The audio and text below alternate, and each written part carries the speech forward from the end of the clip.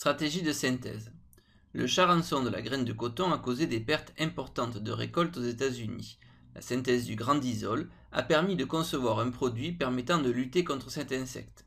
La synthèse du grandisol peut se faire au laboratoire en plusieurs étapes en partant de l'espèce A.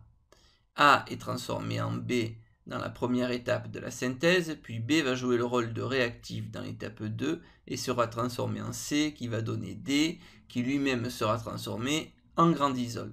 Mais comment le chimiste fait-il pour définir sa stratégie de synthèse lui permettant de synthétiser le grandisol?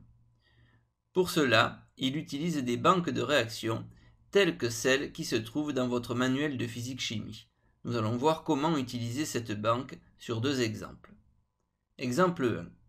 Proposer un réactif et éventuellement des conditions opératoires pour synthétiser le produit B à partir du réactif A.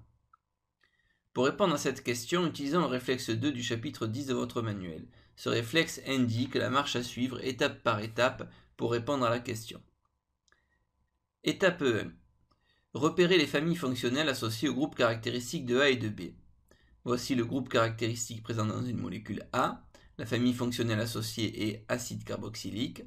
Repérons ensuite le groupe caractéristique présent dans une molécule B. La famille fonctionnelle associée est ester. Étape 2.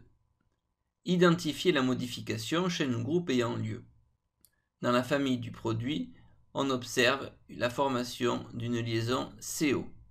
Comme il n'y a pas eu de formation de liaison CC, cela ne peut pas être une modification de chaîne, c'est une modification de groupe caractéristique.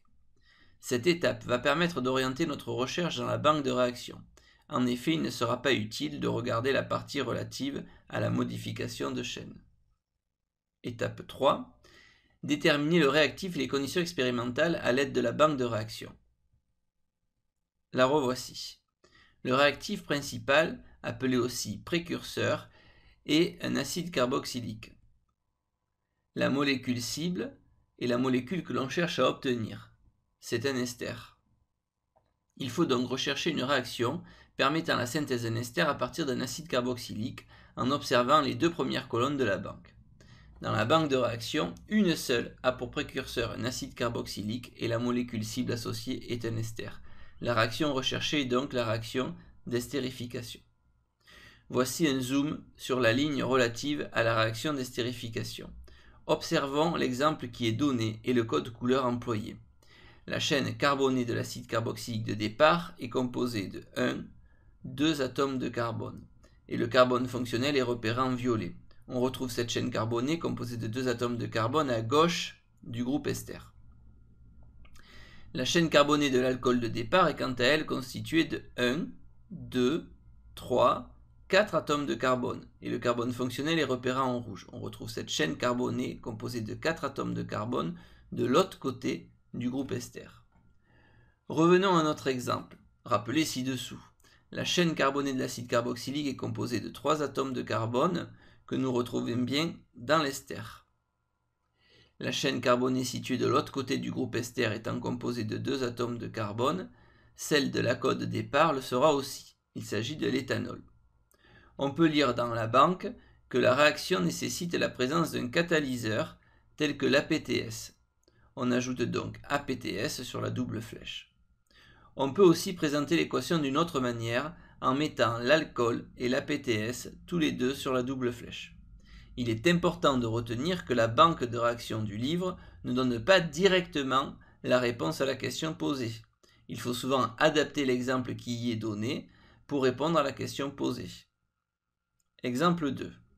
Déterminer la formule de B. Comme précédemment, on repère la famille fonctionnelle associée au groupe caractéristique de A, il s'agit d'un alcool.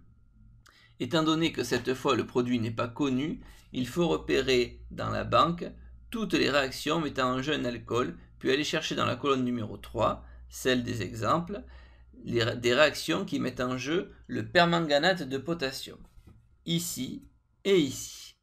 On trouve une seule réaction mettant en jeu un alcool avec du permanganate de potassium, il s'agit de la réaction d'oxydation des alcools. Zoomons un peu. Dans l'exemple que nous avons à traiter, l'alcool est un alcool secondaire, donc le produit obtenu est une cétone. Voici la réponse à la question posée. Retenons donc la méthode à suivre pour déterminer la formule d'un produit ou d'un réactif. Petit 1. Repérer les familles fonctionnelles associées au groupe caractéristique du réactif principal et du produit s'il est donné. Petit 2. Identifier la modification de chaîne ou de groupe ayant lieu dans le cas où la formation du produit est donnée. Cela va faciliter l'exploitation de la banque de réactions. Petit 3. Répondre à la question posée à l'aide de la banque de réactions en adaptant les exemples qui y sont donnés. Réalisons un petit test de 3 questions. Mettez en pause lorsque le symbole suivant s'affiche pour prendre le temps de répondre. Choisir la bonne réponse. Déterminer la formule de B. La famille fonctionnelle associée au groupe caractéristique de A est un alcool. En recherchant dans la banque de réactions, on s'aperçoit que la réaction entre un alcool et le permanganate de potassium, en milieu acide, est une réaction d'oxydation. Voici donc un zoom sur cette réaction. L'alcool étant primaire, il peut soit s'oxyder en aldéhyde, soit en acide carboxylique. Ici on est en milieu aqueux, présence d'eau, donc l'alcool s'oxydera en acide carboxylique. La réponse juste est donc la réponse C. Choisir la bonne réponse. Déterminer la formule de B. Les familles fonctionnelles associées au groupe caractéristique de A sont les familles ester et cétone.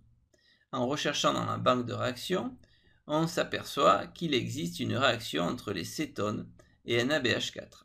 Il s'agit de la réaction des réductions des composés carbonylés. Voici un zoom sur cette réaction. Attention, NaBH4 ne réduit que les aldéhydes et les cétones, donc la fonction ester ne réagit pas. En s'inspirant de l'exemple, on peut donc dire que la réponse juste est la réponse A. Déterminer le ou les réactifs permettant de transformer A en B. La famille fonctionnelle associée au groupe caractéristique de A est la famille des alcools, et celle associée au groupe caractéristique de B est la famille des halogénoalcanes. Reprenons la banque de réaction. Il n'y a pas de création de liaison carbone-carbone, donc on ne regardera pas la partie sur la modification de chaîne. Dans la première colonne de la banque, repérons la famille alcool. Dans la deuxième colonne de la banque, repérons la famille halogénoalcane. La réaction qui a lieu est la réaction donc de formation d'halogénoalcanes. C'est la seule possibilité. Zoomons. Dans le cas des halogénoalcanes chlorés, on peut utiliser du HCl, du SOCl2 ou du PCl5 pour faire la réaction. Les réponses justes sont les réponses A et B car ce sont les réactifs indiqués dans la banque.